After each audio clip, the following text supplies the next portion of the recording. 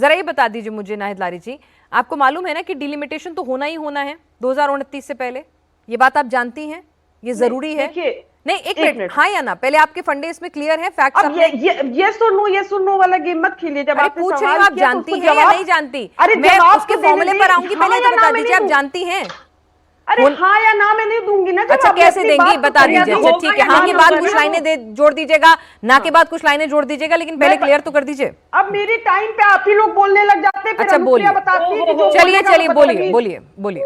तब आप भाई समझ ले, सब लोग जो बीच में बोलेगा वो बदतमीज जेडीयू प्रवक्ता ने ये चीज बताई है। बिल्कुल, चलिए बिल्कुल। तो अब आप ये देखिए 2023 में जब महिला आरक्षण बिल पारित हुआ, सर्वसम्मति से पारित, उस वक्त विपक्ष, संपूर्ण विपक्ष कह रहा था कि आप इसको अभी लागू कर दीजिए, आप इसको अभी लागू कर दीजिए, जिस हाल में वैसे ही लागू कर दीजिए, 2024 के लिए इसको लागू कर दीजिए, तो अभी चुनाव होने वाले, सारी महिलाओं को अभी आरक्षण मिल जाए, जो जितनी सीटें उसी में आरक्षण मिल जाए।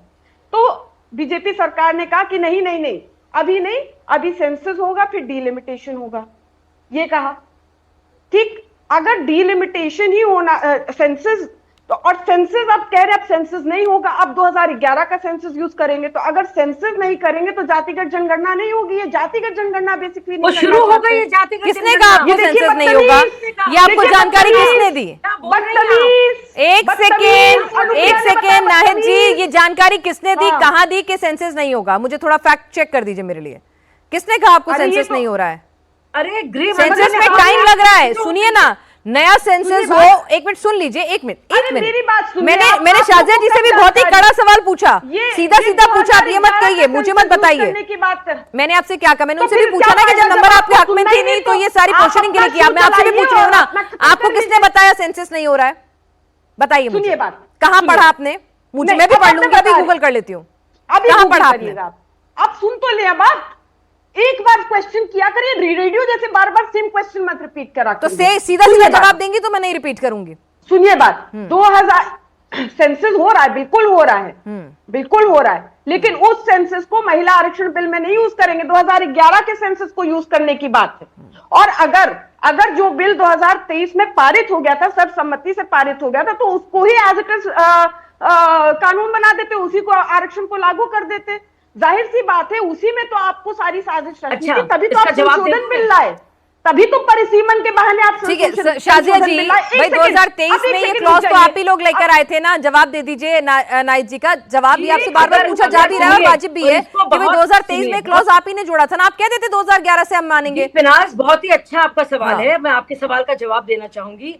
बहुत ही डिटेल में, विस्तार से, तफसील से, सहजता के साथ इसका जवाब दिया गया है। इसमें बाकायदा ये कहा गया है कि अगर हम इंतजार करेंगे तो 2034 तक ही हमें इंतजार करना होगा। और इसके साथ चलते एक और चीज होती कि सदर्न स्टेट्स को कम उनकी नुमाइंदगी होती, लेकिन अगर 50% फॉर्मूला के तहत नहीं, चुप रहना होगा। नहीं, थोड़ी कान खोलिए अपनी, और अकल भी, जबान बंद रखिए, आप अपने कान खोलिए। नहीं, कान खोलिए अपने और दिमाग खोलिए अपना, सुनिए, और जबान को वक्फा दीजिए। गृह मंत्री जी को ब्रेक, एक दिन पहले का तो देखिए, आप जरा खुद सोचिए इस बात को। ना तो इन्होंने इसकी बात को माना, और सदर्न साउथ की सीट तो और कम हो जाएंगी। इसके अलावा एक और बहुत ही बड़ी वजह है कि हम लोग उसको डिले नहीं करना चाह रहे थे। इसके साथ साथ आप बताइए, 543 पर हम लोग क्या बोला उसमें उन्होंने? 543 में हम लोग दे देते, और उसके बाद सीटें बढ़ती, फिर वो कैसे तय होगा? आप बता दीजिए, आप पे भरोसा कर लूंगी मैं। होंगे स्टेट्स, आप कैसे तय करेंगे कि कौन से कॉन्स्टिट्यूएंसीज हैं और कैसे उस पर आरक्षण लागू होगा? मतलब कोई मेथोडोलॉजी तो होगी ना। तो अगर आप डिलिमिटेशन नहीं करेंगे, बढ़ाएंगे नहीं, तो आपको कैसे पता चलेगा कि टोटल कितनी सीटें हैं? क्योंकि अगर आप 543 पे भी दे देते। चलिए ठीक है, आप सभी लोग इस चर्चा में शामिल हुए, इसका कुछ नतीजा निकल जाता तो शायद कल वो प्रस्ताव पारित हो जाता, तो हम यहाँ पर इसका कुछ नतीजा निकले, इसकी उम्मीद करना बेमानी है। लेकिन